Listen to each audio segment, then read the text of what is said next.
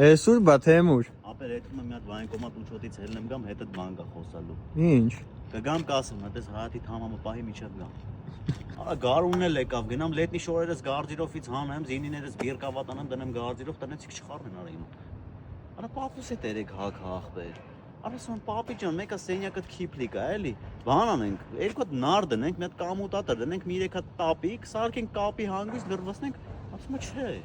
Վայ իմացար մեր վաշտի բիժնա փսակվել, ասում է ապե մի հատ դվոխսպալնի կոյկա եմ զակաս տվել։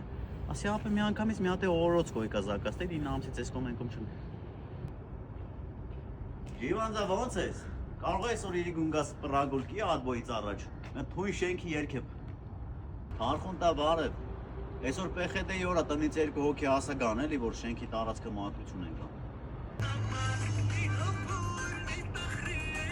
Արան իմ սիրած աղջիկ Գայանեն ապե, ասեց Թեմուր, գնա բանակ ես քեզ 2 տարի կսպասեմ։ Արա գնացի Պարիսյակից չեկավ ապե։ Հետո իմացա երկրորդ երեխան երծավ, բայց մարդը եկավ ապե։ Ստյոպը եկավ ապե։